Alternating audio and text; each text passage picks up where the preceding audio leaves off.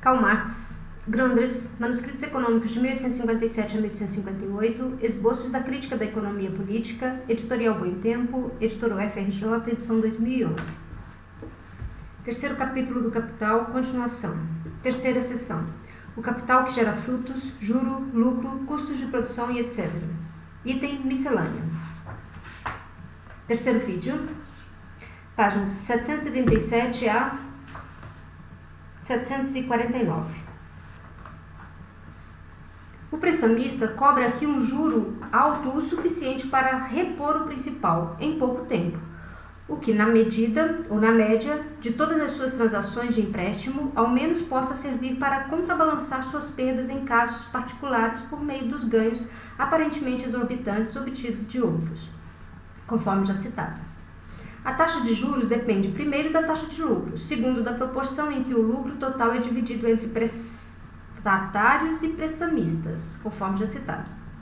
A abundância ou escassez de metais preciosos, prevalecendo o nível geral de preços alto ou baixo, determina exclusivamente se uma maior ou menor quantia de dinheiro está requerida ou será requerida para efetuar as transações entre prestatários e prestamistas, bem como qualquer outra espécie de troca.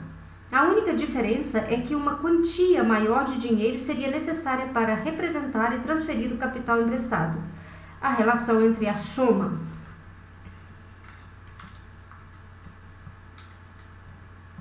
paga pelo uso do capital e o capital expresso, ou que expressa a taxa de juro medida em dinheiro.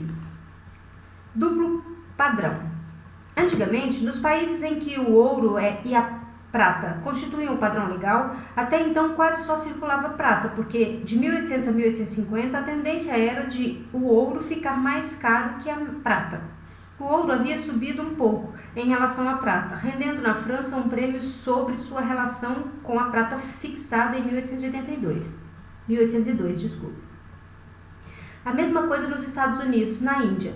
Nesta última agora é usado o padrão prata, como na Holanda, etc. A circulação dos Estados Unidos foi a primeira afetada. Grande importação de ouro da Califórnia, prêmio da prata na Europa, remessa intensiva de moedas de prata e a substituição do ouro e assim por diante. O governo dos Estados Unidos cunhou moedas de ouro de até $1. Substituição de prata por ouro na França, nota 251.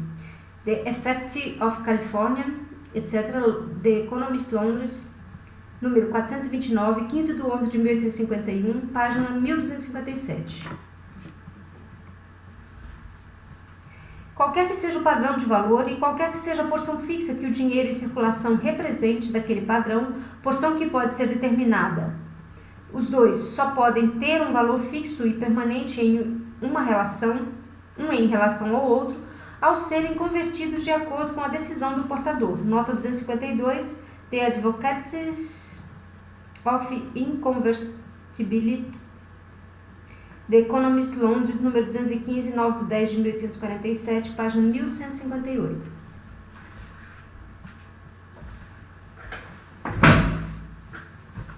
Desculpe o barulho. A única maneira pela qual qualquer classe de moedas pode pagar um prêmio é que ninguém é obrigado a pagá-las, ao passo que todos são obrigados a aceitá-las como moeda de curso legal. Nota 253. The French Double Stand, The Economist Londres, número 386, 18 de 1 de 1851, página 59. Nenhum país pode, de maneira consequente, possuir mais de um padrão de medida de valor, pois este padrão tem de ser uniforme e invariável. Nenhum artigo tem valor uniforme e invariável em relação a outros. Ele só o tem em relação a si mesmo. Uma peça de ouro é sempre do mesmo valor de outra que tem exatamente o mesmo quilate, o mesmo peso e o mesmo valor no mesmo lugar. Mas não pode se dizer isso do ouro e de qualquer outro artigo, por exemplo, prata. Nota 254. The First Step in the Currents, C. Robert Peel, The Economist Londres, número 37, 11 de 5 de 1844, página 771. A libra esterlina inglesa vale um pouco menos de 1/3 do seu valor original, o florim alemão, igual a 1/6. A Escócia, antes da União, havia depreciado sua libra para 1/36, a livre francesa. igual a 1,74 avos. O maravedí espanhol, igual a menos de 1.000 avos. O real português, ainda mais baixo. Nota 255, página 13, Morrison. William Hanson Morrison, Observation on the System of Metallic, etc. Londres, Jacobs, 1837. Não foi possível consultar a primeira edição utilizada por Marx. As citações foram comparadas com a segunda edição, publicada em Londres em 1837, cuja numeração de páginas diverge da primeira edição. Antes da lei de 1819, causas existentes determinando o preço do metal precioso, a parte da circulação das notas bancárias. Primeiro, a condição mais ou menos perfeita da moeda. Se a moeda metálica em circulação for depreciada abaixo do seu peso padrão, a menor alteração no câmbio que causa uma demanda para a exportação tende a levar o preço do metal precioso, não cunhado, pelo menos ao mesmo nível da degradação da moeda. Segundo, leis penais que proíbam a fundição e exportação de moeda e permitam o intercâmbio de metal precioso. Em caso de demanda intensa por exportação, isso dava margem à variação do preço do metal precioso em relação à moeda, inclusive em épocas em que o papel era integralmente convertível. Em 1783, 1792, 1795, 1796, 1816, o preço do metal precioso subiu acima do preço da Casa da Moeda, porque os diretores do banco, em sua ansiedade em reparar-se ou preparar-se para a retomada do pagamento em dinheiro vivo, aceitaram o ouro a um preço consideravelmente acima do preço da Casa da Moeda. Nota 256, John Furlaton, On the Regulation of Figures, segunda edição, Londres, 1845, páginas 7 a 9. O padrão pode ser para ouro sem que circule sequer uma onça de ouro. Nota 257. Em seu caderno de extratos, o Sistema Monetário Completo, resumido e comentado, de 1851, página 48, entre fragmentos de Economist, de 1847, Marx escreveu a seguinte observação: o padrão pode ser o ouro, sem que circule um grão de ouro e sem que as notas sejam conversíveis. Esse comentário refere-se a uma passagem de The Economist, de 5 de 10 de 1844, citada acima por Marx, ver página 681, já lida. Sob Jorge III, 1774, a prata era moeda de curso legal só até 25 libras. Com isso, o banco legalmente também pagava só em ouro. Morrison, por intermédio de Lord Liverpool, início do século XIX, a prata e o cobre tornaram-se moedas puramente representativas, conforme já citado, nota 258. Ver página 738, nota 255, dessa vez Marx não se refere ao caderno de extratos 5, mas ao caderno de extratos das Volender Geldsystem, página 43, já lida. As idiotices de Urquhart sobre o padrão monetário, cita: o valor do ouro deve ser medido por si mesmo, como pode qualquer substância ser a medida de seu próprio valor em outras coisas. O valor do ouro deve ser fixado por seu próprio peso, sob uma falsa denominação daquele peso, e uma onça deve valer tantas libras e frações da libra. Isso é falsificar uma medida e não fixar um padrão. Nota 259. David Urquhart, Familiar Words as Affecting Londres, Trubner e Co., 1856, páginas 104 a 105, ênfase de Marx, fim da citação. Adam Smith denomina o trabalho de a medida real e o dinheiro de a medida nominal do valor. Vou ler novamente. Adam Smith denomina o trabalho de a medida real e o dinheiro de a medida nominal do valor. Apresenta a primeira como a original. Nota 260. Adam Smith, An Inquiry into the Nature, etc. Sexto volume, páginas 1 a 4, Londres, Knight, 1835 a 1839, volume 1, página 100. Edições brasileiras, uma investigação sobre a natureza e a causa das riquezas das nações, São Paulo, Emos, 2008.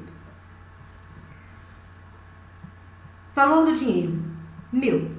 Dados a quantidade dos bens vendidos e o número de vendas e revendas desses bens, o valor do dinheiro depende da sua quantidade, juntamente com o número de vezes que cada peça de dinheiro troca de mãos nesse processo. A quantidade do dinheiro em circulação igual ao valor do dinheiro de todas as mercadorias vendidas dividido pelo número que expressa a velocidade da circulação. Se é dado um montante de mercadorias e transações, o valor do dinheiro é o inverso de sua quantidade, x, e a velocidade de sua circulação. Porém, todas essas proposições devem ser entendidas somente no sentido de que se está falando apenas da quantidade de dinheiro que circula efetivamente e que de fato é trocada por mercadorias. A quantidade necessária de dinheiro é determinada em parte por seus custos de produção, em parte pela velocidade de sua circulação. Se é dada a velocidade da circulação, os custos de produção são determinantes. Se os dados dos custos de produção, a quantidade do dinheiro depende da velocidade da circulação. Nota 261, John Stuart Mill, Princípios para a Economia Política, citação volume 2, página 17 e 18. Marx cita todas essas frases conforme o caderno de extratos, Sistema Monetário, Sistema de Crédito Crises, página 3 a 4, onde vem com a indicação de um pequeno caderno que não foi conservado. O dinheiro não possui outro equivalente, além dele mesmo ou aquilo que é mercadoria. Em consequência, ele degrada tudo. No início do século XV, na França, até mesmo os utensílios eclesiásticos consagrados, taça do altar, etc., foram empenhados aos judeus. Nota 262. Marie Augier, do Crédit Public, etc., Paris, Galimão, 1842.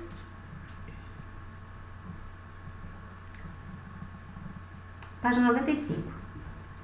O dinheiro não é objeto de consumo direto. O numerário jamais se torna objeto de consumo, permanece sempre mercadoria, ou merchandise, e nunca se torna artigo de consumo, denrée.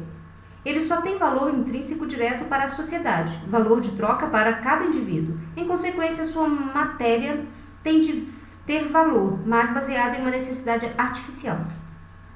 Não deve ser indispensável a existência do ser humano, pois a sua quantidade total é que empregada como numerário jamais poderá ser empregada individualmente. Tem de circular constantemente. Nota 263. Henrique Storck, Cours d'économie, Sei, Paris, Allard, 1823, páginas 109 e 113 a 114.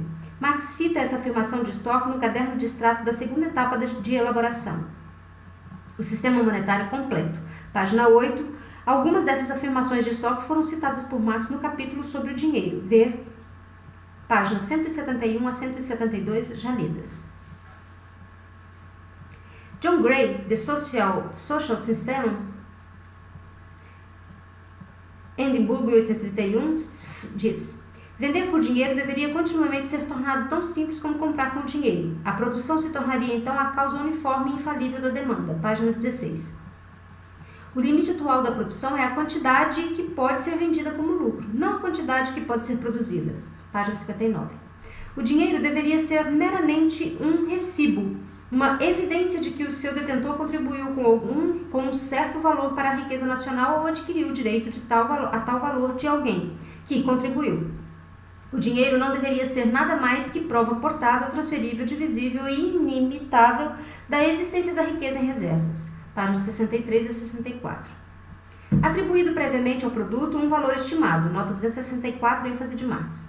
Pode-se depositá-lo em um banco, retirá-lo sempre que necessário, simplesmente estipulando, por consentimento das partes, que aquele que deposita qualquer tipo de propriedade do Banco Nacional escolhido pode tirar dele um valor igual em qualquer coisa que ele possa conter, em lugar de ser obrigado a retirar a mesma coisa que depositou.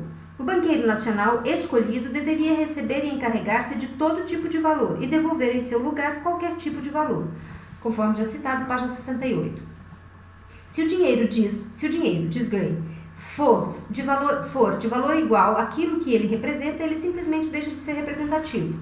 Um dos principais desideratos no dinheiro é que o seu detentor deveria ser compelido, cedo ou tarde, a apresentá-lo como pagamento no local onde o recebeu. Todavia, se o dinheiro for do mesmo valor intrínseco que aquilo que é dado em troca dele, tal necessidade não existe. Nota 265, página 74, ênfase de Marx.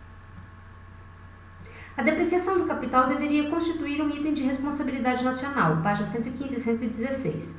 Os negócios de cada país deveriam ser geridos com base em um capital nacional, página 171. Toda a terra deveria ser transformada em propriedade nacional. Página 298.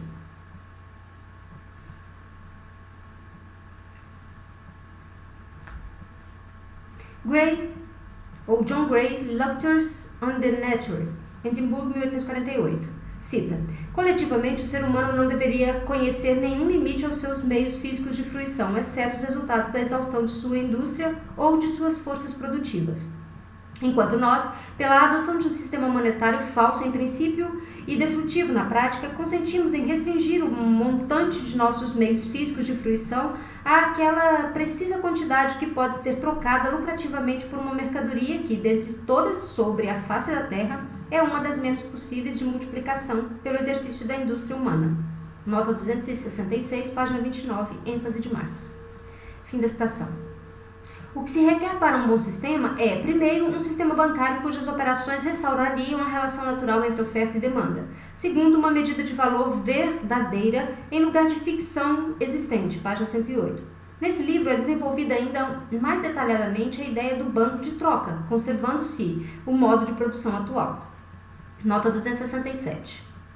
No caderno de extratos 6, de onde são tomados tais trechos do livro de John Gray, Lecture on the Nature, Edimburgo, A. e C. Black, 1848, seguem-se outras passagens das páginas 109 a 159, onde a ideia do banco de troca é desenvolvida. O que se requer para um bom sistema... recomeçando. Tem de haver um preço mínimo de trabalho a ser pago em dinheiro padrão, página 160. Chamemos de padrão, por exemplo, a menor taxa de salário semanal por 60 a 72 horas, 20 shillings, ou 1 libra, que pode ser dada por lei, página 161. Devemos manter o nosso padrão de valor fictício, o ouro, e manter assim cativos os recursos produtivos do país, ou devemos recorrer ao padrão de valor natural, o trabalho, e dessa forma liberar nossos recursos produtivos? Página 169. Uma vez fixado o montante desse salário mínimo, ele poderia permanecer o mesmo para sempre. Página 174. Deixa apenas que o ouro e a prata tomem os lugares que lhe cabem no mercado ao lado da manteiga, dos ovos, dos tecidos e do calicô. E então, o valor dos metais preciosos não terá mais interesse para nós que o do diamante, etc. Página 182.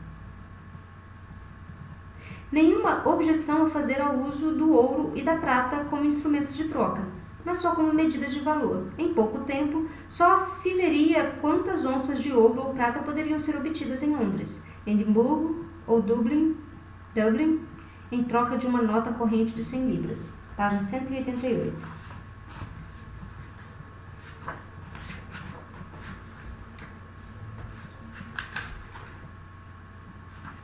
Juro. À medida que aumenta a classe dos rentistas, aumenta também a dos prestamistas de capital, porque eles são uma só classe. Somente por essa razão, o juro teve de apresentar uma tendência à queda em países antigos. Nota 268. George Ramsay, An Essay on the Distribution, Edimburgo, A.C. Black, 1836, página 202. É provável que em todas as épocas os metais preciosos tenham custado mais para serem produzidos que o seu valor numerou desde então. Nota 269. Referência à página 101 do segundo volume do livro de William Jacobs, An Story Inquiry, etc., Londres, Murray, 1831. O valor do dinheiro, o valor de todas as coisas dividido pelo número de transações das quais foram objeto, desde o produtor até o consumidor, igual ao valor dos escudos, ecos, usados para comprá-los, divididos pelo número de vezes que esses thalers foram transferidos no mesmo espaço de tempo. Nota 270. Jean-Charles Sisman, Nouveaux Principios, segunda edição, Paris, Delaunay, 1827, página 120, nota, retirando do caderno de extratos o sistema monetário completo, página 7. O desenvolvimento mais formal da falsa teoria do preço se encontra em James Mill, citado segundo a tradução de Parisot, Paris, 1823, Elementos de Economia Política. Os trechos principais de Mill são os seguintes, cita: valor do dinheiro igual à proporção com que se troca por outros artigos ou a quantidade de dinheiro que se dá em troca de uma determinada quantidade de outras coisas. Página 128. Tal proporção é determinada pela quantidade total do dinheiro existente em um país, supondo-se reunidas de um lado todas as mercadorias de um país e de outro todo o dinheiro. É evidente que na troca dos dois lados o valor do dinheiro, a quantidade das mercadorias trocadas por ele, depende totalmente de sua própria quantidade, conforme já citado. É exatamente o que acontece na realidade das coisas. A massa total das mercadorias de um país não se troca de uma só vez pela massa total do dinheiro, mas as mercadorias trocam-se em porções, e frequentemente em porções muito pequenas em diferentes épocas no decorrer do ano. A mesma peça de dinheiro que hoje serviu para essa troca pode servir amanhã para outra. Uma parte do dinheiro é utilizada para um grande número de trocas, ou outra para um número bem pequeno. Uma terceira é acumulada e não serve para nenhuma troca. Em meio a essas variações, haverá uma taxa média baseada no número de trocas em que seria utilizado cada peça de dinheiro caso todas tivessem operado um mesmo número de trocas. Suponha essa taxa fixada em um número arbitrário, por exemplo 10. Se cada peça de dinheiro se encontra no país serviu para 10 compras, isto é como se o número total das peças de dinheiro tivesse decuplicado e cada uma só tivesse servido para uma única compra. Nesse caso, o valor de todas as mercadorias é igual a 10 vezes o valor de todo o dinheiro e etc. Página 129 e 130. Se em lugar de cada peça de dinheiro servir para 10 compras no ano, a massa total do dinheiro fosse decuplicada e a peça de dinheiro servisse apenas para uma troca, é evidente que cada aumento dessa massa provocaria uma redução proporcional no valor de cada uma dessas peças consideradas isoladamente. Como se presume que a massa de todas as mercadorias pelas quais o dinheiro pode ser trocado continua a mesma, o valor da mesma massa de dinheiro não ficou maior depois do aumento da sua quantidade. Presumindo o aumento de 1/10, o valor de cada uma de suas partes, por exemplo, de onça, diminui necessariamente 1/10. Páginas 130 e 131. Cita: por conseguinte, qualquer que seja o grau de aumento ou da redução da massa total do dinheiro, se a quantidade das outras coisas continuam a mesma, essa massa total e cada uma das suas partes experimentam respectivamente uma redução ou um aumento proporcionais. É claro que essa proposição é uma verdade absoluta sempre que o valor do dinheiro experimentou uma elevação ou uma queda, e sempre que a quantidade das mercadorias pelas quais se poderia trocá-los e o movimento da circulação continuaram os mesmos. Tal mudança teve necessariamente como causa uma redução ou um aumento proporcionais do dinheiro e não poderá ser atribuída nenhuma outra causa. Se a massa das mercadorias se reduz enquanto a quantidade do dinheiro continua a mesma, então é como se a totalidade do dinheiro tivesse aumentado e vice-versa. Mudanças semelhantes são o resultado de toda alteração no movimento da circulação. Todo aumento no número de compras produz o mesmo efeito que um aumento total do dinheiro. Uma diminuição desse mesmo número produz diretamente o efeito oposto. Páginas 131 a 132, fim da citação. Se uma porção do produto anual não foi trocada de maneira nenhuma como as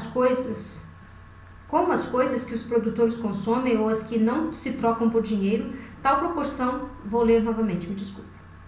Se uma porção do produto anual não foi trocada de maneira nenhuma, como as coisas que os produtores consomem ou as que se trocam por dinheiro, tal proporção não pode ser incluída no cálculo, porque aquilo que não se troca por dinheiro encontra-se em relação à moeda como se fosse inexistente.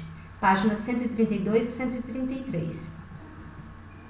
Sempre que o aumento ou a redução do dinheiro pode ocorrer livremente, essa quantidade é regulada pelo valor do metal, ouro, prata. Entretanto, são mercadorias, produtos. Os custos de produção regulam o valor do ouro e da prata, como o de todos os outros produtos. Nota 137. A insipidez dessa argumentação é palpável. Primeiro, supondo-se que a massa das mercadorias continuam a mesma e também a velocidade da circulação, mas que uma massa maior de ouro ou prata é trocada pela mesma massa de mercadorias, sem que o valor, o quantum de trabalho contido no ouro e na prata tenha se modificado. Supõe-se exatamente aquilo que se queira demonstrar, a saber que os preços das mercadorias são determinados pela quantidade de meios circulantes, não o contrário. Segundo, Mill admite que as mercadorias não lançadas na circulação não existem para o dinheiro. É igualmente claro que o dinheiro não lançado na circulação não existe para as mercadorias. Por conseguinte, não existe nenhuma relação fixa entre o valor do dinheiro de modo geral e a massa de dinheiro que entra na circulação. O fato de que a massa que efetivamente se encontra em circulação dividida pela quantidade de suas rotações é igual ao valor do dinheiro é simplesmente uma perífrase tautológica para o fato de que o valor da mercadoria expresso em dinheiro é seu preço, porque o dinheiro que se encontra em circulação expressa o valor das mercadorias que ele faz circular. Por isso, o valor dessas mercadorias é determinado pela massa do dinheiro em circulação.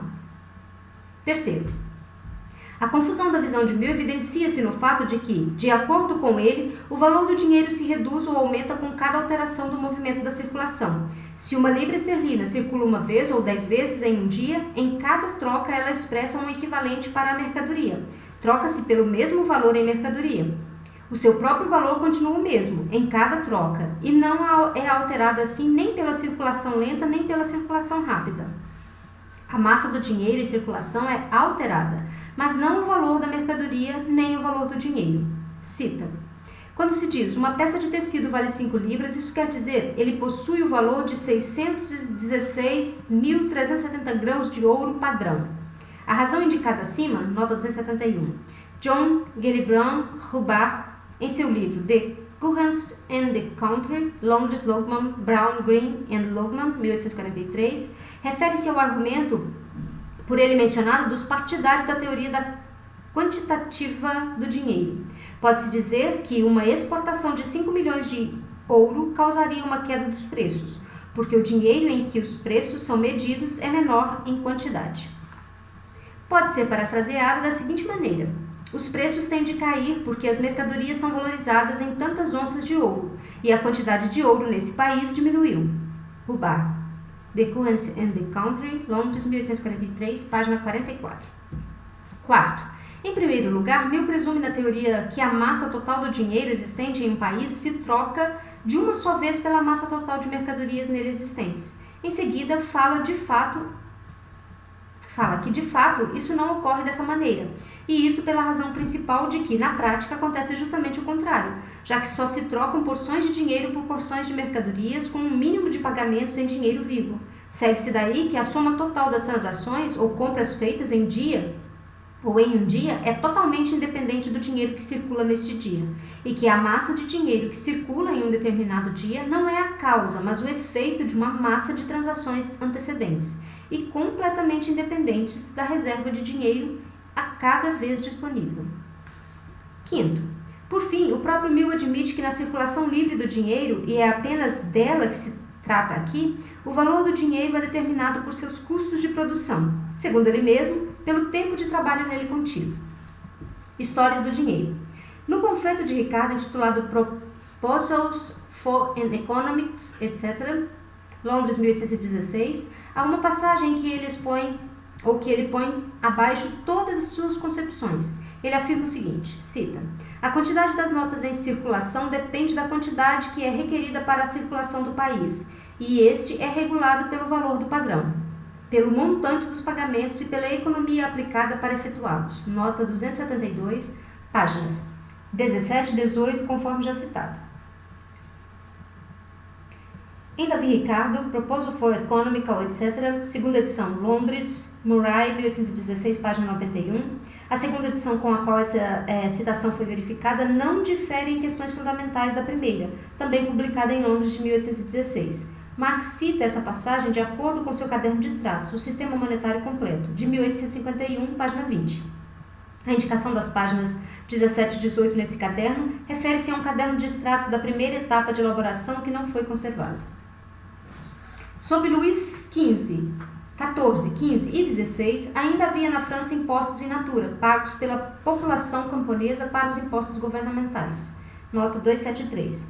Marie Augier, do Crédit Public, etc., citação página 128 a 129. Marx cita essa passagem segundo seu caderno de extratos, O Sistema Monetário Completo, página 15.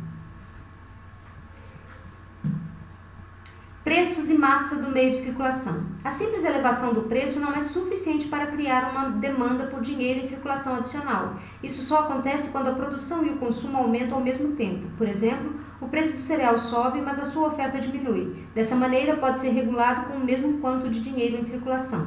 Porém, quando há elevação dos preços em consequência de demanda crescente, de novos mercados, de maior escala de produção, em uma palavra, elevação dos preços e da soma das transações, nesse caso, é necessário que a intervenção do dinheiro seja multiplicada em número e ampliada em magnitude. Nota 274.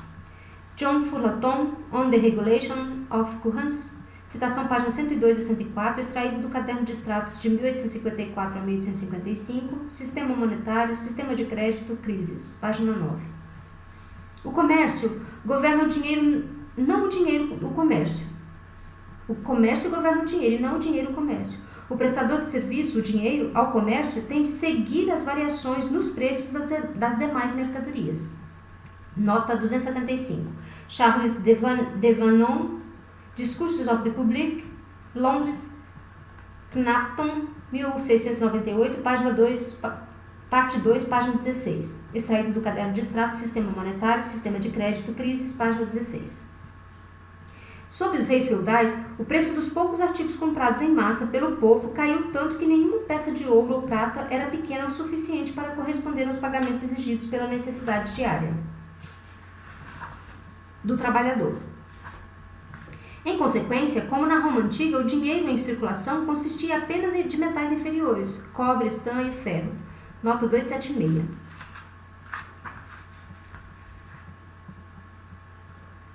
William Jacobs, An Historical Inquiry into Production, etc. Citação volume 1, página 301 a 302. Jacob acredita que neste século na Europa, 2/3 do ouro e da prata encontravam-se em outros objetos, em utensílios e ornamentos, não em moeda. Nota 277, Ibidem, volume 2, página 212 e 213. Em outras passagens, ele calcula o metal precioso assim utilizado na Europa e América em 400 milhões de libras esterlinas. Nota 278. Ibidem, página 356. Preços e massa do meio de circulação. Look, Spectator. 19 de outubro de 1711. Montesquieu. Sua teoria repousa sobre 3 preposições, ou proposições. Primeiro, os preços das mercadorias são proporcionais à quantidade de dinheiro no país. Segundo, a moeda e o dinheiro em circulação de um país são os representantes de todo o trabalho e mercadoria deste país, de tal modo que quanto maior ou menor a representação, tanto maior ou menor a quantidade da coisa representada. Vale para a mesma quantidade daquela. Terceiro, aumentando as mercadorias, elas ficam mais baratas. Aumentando o dinheiro, o valor delas aumenta. Nota 279. James Stewart, An Inquiry in the Principles para a Política Econômica. Citação página 398 a 399. Tomada do Caderno de Extratos Sistemas Monetários, Sistemas de Crédito, Crises, página 21. Ver também página 655 desta edição já lida.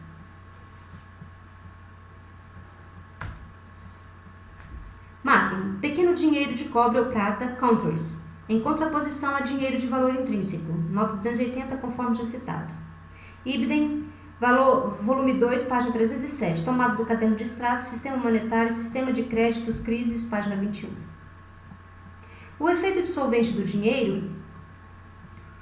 O dinheiro é um meio para recortar a propriedade, imóveis, outro capital, em fragmentos incontáveis e consumi-la, parte por parte, mediante a troca. Nota 281, John Francis Bay, Labor Wrongs and Labor Remedy, etc. Leeds, Green, 1839, página 140 a 141. Citado, segundo o Caderno de Extratos, o Sistema Monetário Completo, de 1851, página 3. Imediatamente após essa citação de Bray, segue-se a observação de Marx. A ação destrutiva e dissolvente do dinheiro, portanto, sem dinheiro, uma massa de objetos impermutáveis e, por conseguinte, objetos que não são para ser alienados, o puro escambo conservativo para essa parte da riqueza. Sem dinheiro, haveria uma massa de objetos não permutáveis, objetos que não são para ser alienados. Quando coisas imóveis e imutáveis entraram no comércio entre as pessoas com a mesma facilidade que as coisas móveis e feitas para a troca, tornou-se habitual o uso do dinheiro como regra e medida, square, pelas quais essas coisas obtinham uma avaliação e um valor. Nota 282, Edward Miss Selden, Free Trade, etc., Londres, Watterson, 1622, página 21. Tomado do Caderno de Extratos, os sistemas monetários ou o Sistema Monetário Completo, página 19.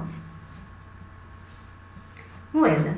As fichas de prata e cobre são representativas de frações da libra esterlina, nota 283. A fonte utilizada por Marx não pode ser apurada. É o que diz uma resposta recente do Lorde do Tesouro. Valor de troca. Vidal diz da mesma forma Lauderdale e, em certos sentidos, Ricardo. O verdadeiro valor social é o valor de utilidade ou de consumo. O valor de troca nada faz além de caracterizar a riqueza relativa de cada um dos membros da sociedade em relação aos outros. Página 70 de la Répartition des Richesses, Paris, 1846. Por outro lado, o valor de troca expressa a forma social do valor, ao passo que o valor de uso nem é uma forma econômica do valor, mas unicamente o ser do produto, e etc. Para ser humano, ou para o ser humano de modo geral. Nota 284, John Furlaton on the Regulation of Currency, citação página 119 a 120. Marx cita essa passagem, assim como outras mencionadas no texto, de acordo com o livro de Furlaton.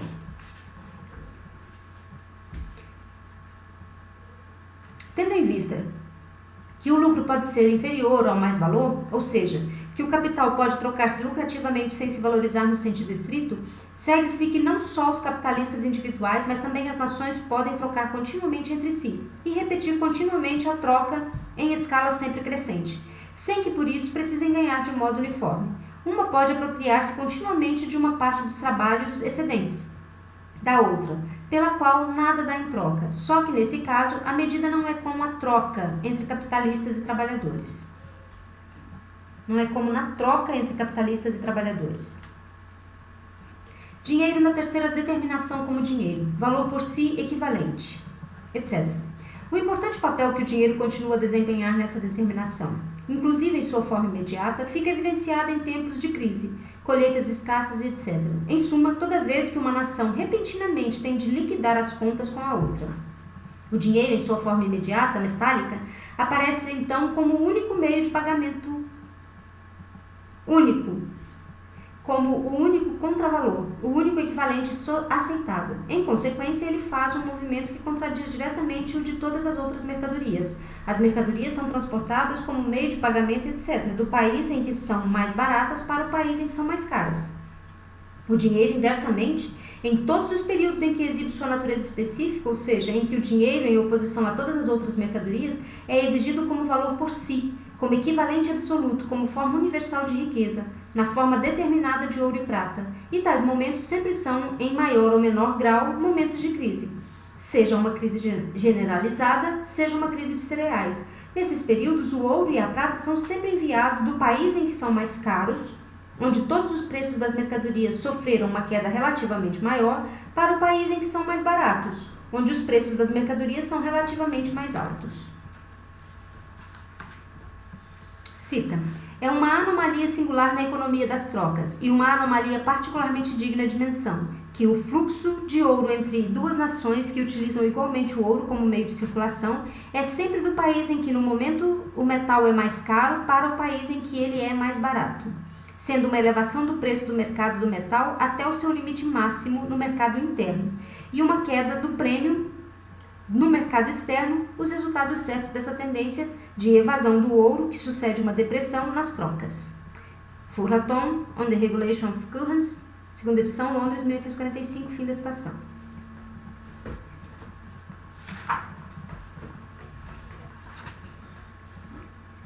Como a troca de moeda, de modo geral, começa ali onde acabam as comunidades,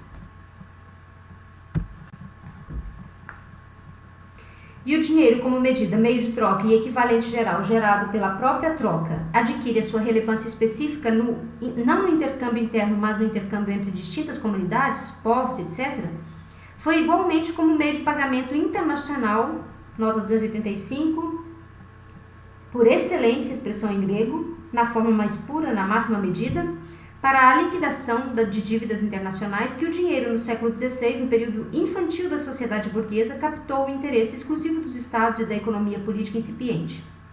O importante papel que o dinheiro, ouro e prata, nessa terceira forma ainda desempenha no intercâmbio internacional, só se tornou inteiramente claro e só foi de novo reconhecido pelos economistas a partir da sucessão regular de crises monetárias de 1825, 1839, 1847 e 1857. Os economistas lançam mão do argumento de que, nesse caso, o dinheiro não é exigido como meio de circulação, mas como capital. o que é correto. Só que não se deveria esquecer que o capital é exigido na forma determinada de ouro e prata, não na forma de qualquer outra mercadoria. O ouro e a prata aparecem no papel de meio de pagamento internacional absoluto porque são o dinheiro como valor por si, equivalente autônomo. Na verdade, essa não é uma questão de moeda corrente, mas de capital. Nota 286, idem, página 130, ênfase de Marx. Essa é, ao contrário, uma questão de dinheiro, não de dinheiro em circulação, tampouco de capital, porque o que é exigido não é capital, o qual é indiferente à forma especial em que existe, mas valor na forma específica de dinheiro.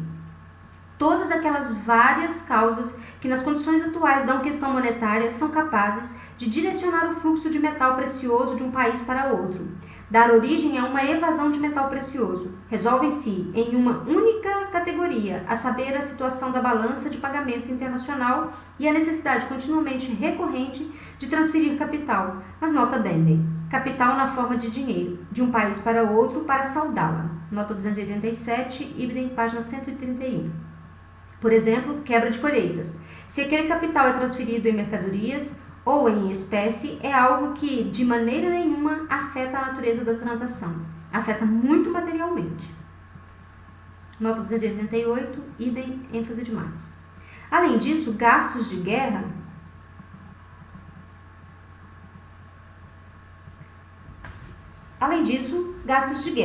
O caso da transferência de capital, a fim de aplicá-la a uma taxa de juros maior, não nos interessa aqui.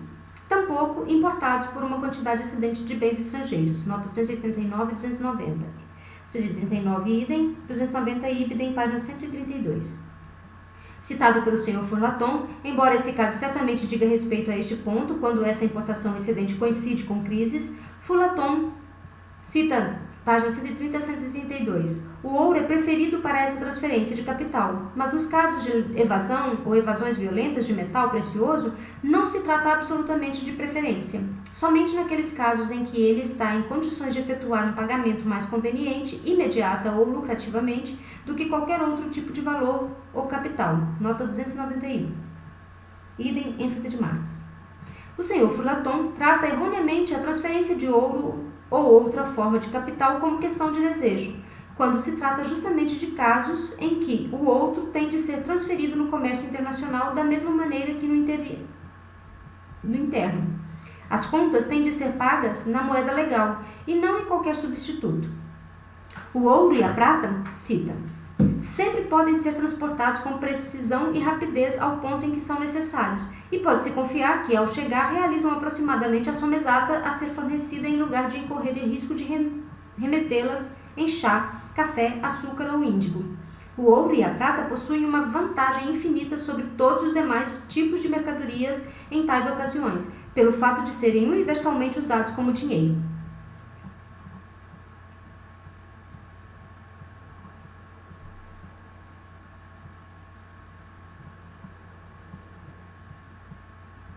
Não é em chá, café, açúcar ou mésticas ou índigo, que habitualmente se estabelece o pagamento das dívidas externas ou domésticas, mas em moeda. Nota 292, ênfase de Marx.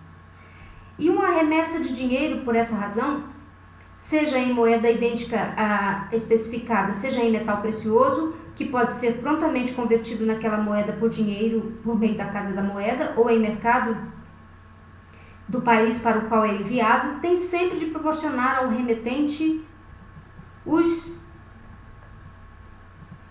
meios mais seguros, imediatos e precisos de efetivar essa finalidade, sem o risco de frustrações pela falta de demanda ou flutuações de preço.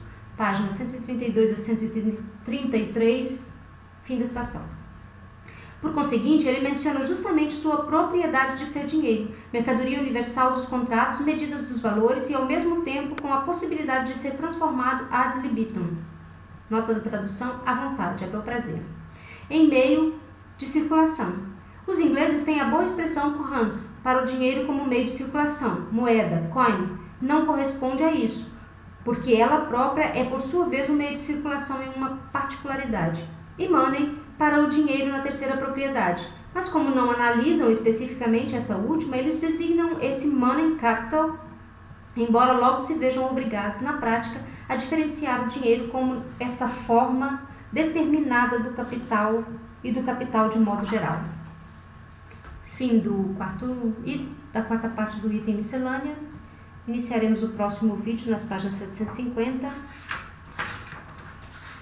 até a página 759. Obrigada, até lá.